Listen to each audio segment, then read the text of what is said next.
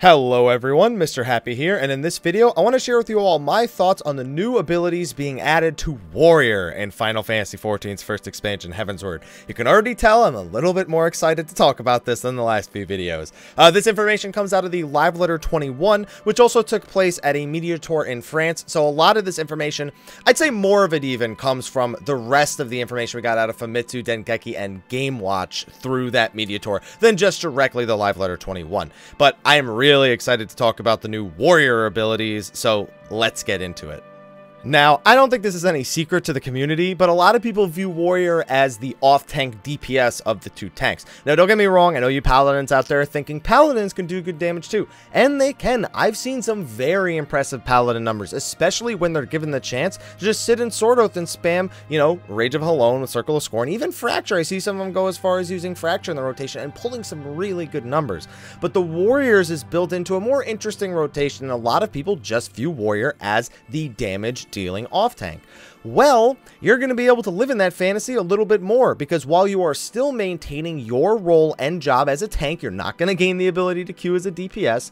Warriors are getting an offensive stance similar to that of Sword Oath, and this new stance is going to be called Deliverance. Now, while Defiance increased your enmity generation, your maximum MP, and the amount of healing you received, Deliverance is going to increase your critical hit rate, at least according to the translations we have here. And it is also going to generate a new type of stacking mechanic similar to Wrath that is called Abandon, and these Abandon stacks do also further increase your critical hit chance. So, a lot of critical hit buffs, which is going to be pretty good. I mean, it feels really good to hit a Warrior crit as it is now. It's going to be happening a lot more often when you Berserk and Deliverance stance.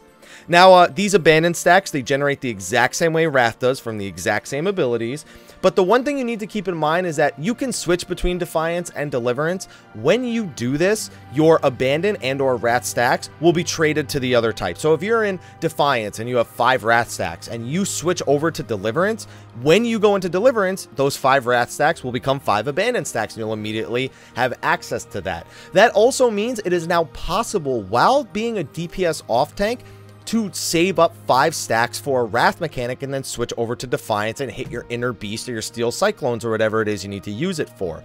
It makes storing up these abilities without the use of Infuriate a lot smoother while granting you more overall damage output. Now, of course, I'm probably sure you're wondering what you do with Abandoned stacks, and it's very similar, again, to Defiance. You can spend them on a single target weapon skill, which we don't have any details about, damage numbers or additional effects, that uses all your Abandoned stacks, or you can use it on an AoE weapon skill that, does damage, and again, we don't know the effects of it. Very similar, I guess these are kind of the DPS alternatives to Inner Beast and Steel Cyclone. We just don't know the names and if they have any sort of additional effects tied to them at all. To me, this is just icing on the cake, whereas Paladin got some more options in terms of doing damage while in Shield or Sword Oath with their new dot ability, as well as Royal Authority. Warriors are just getting a DPS stance in the first place, something they never had. It was always Defiance or no Defiance. With Deliverance, it's just, they're just even more badass. Like, there's no way to put it. You're more badass with a stance like this. I can't wait to see the Butcher's Block crits. I can't wait to see all the crits that are going to come out of this. And I'm really curious how much damage those other weapon skills are going to do. It's just remember, again, you're not going to be able to queue as a DPS. As much as you're going to feel like a DPS probably with this new stance, you're still a tank, first and foremost. It is going to be interesting seeing people who, feel like they're overgeared enough to the point to tank something in Deliverance stance versus Defiance, because I've seen Paladins do speedruns in Sword Oath because they can just generate enough enmity with their gear and whatnot to not really need the additional, damage reduction or enmity coming out of it. But I mean, what else can I say? It's badass. Let's move on to the other 2 abilities that the Warriors are going to be getting, because these are more on the tank front, and they're also pretty good abilities. So the Warrior is going to be getting a new defensive cooldown, but it's a defensive cooldown that has some potential drawbacks. Raw Intuition is a buff that guarantees that the next attack parried is from the front. But if you pop it and the enemy is not in front of you, you will be critically hit.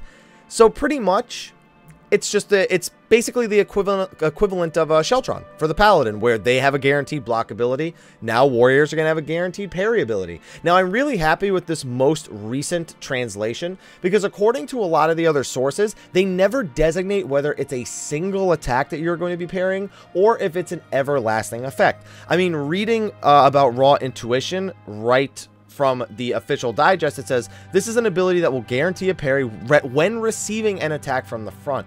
However, when you are attacked from other angles, the attacks will deal critical damage. So they don't really make it clear. They just start naming an attack. They don't say it only works on a single attack. This translation from the Famitsu interview makes it seem like it is just the next attack that will be parried. It's a defensive cooldown. You can't ever complain about that. Just make sure you don't pop it by accident when you're not looking at a target, because man, that's gonna hurt. Of course, if you mess that up, you could always pop awareness to guarantee that you don't get the crit, but come on, do you really want to have to burn awareness because you screwed up with Raw Intuition? No. Defensive cooldown. No complaints.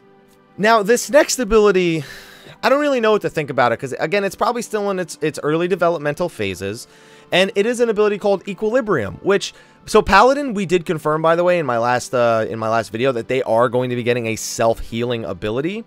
Equilibrium is another self-healing ability. It's an ability which recovers the warrior's HP. And a lot of people are reporting that when they used it, they saw about a 5,000 point increase in health. We don't know what the exact scaling on it is. We don't know if it was a 5,000 flat point health heal, which would be kind of weird. Like, you need abilities that scale with gear, so having something that gives a flat heal is generally uncommon.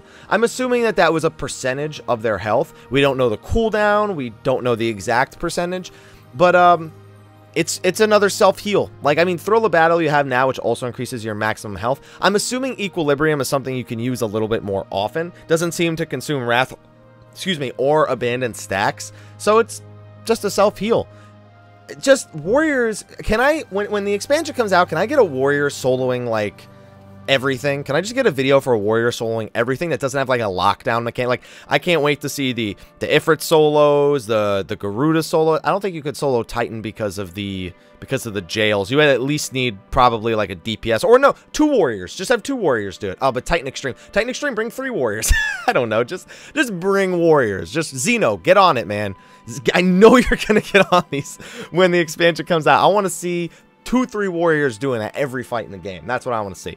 With the self-heals, with Bloodbath, obviously going to be scaling with all the extra damage they're going to be doing, with the extra critical hit rate, the damage. Oh, it's going to be so awesome to be playing a warrior, especially when you go back and face roll over other content. But my thoughts on the warrior, it's pretty cool. You know, it's a pretty cool new set of abilities. Let me know what you think in the comment section of the video below. Be sure to like, favorite, subscribe, and share to keep up to date on all the new information. We're almost done with all the jobs, but I do have some update videos on some of the old jobs to do as well. So be sure to be on the lookout, and until next time, guys, take care.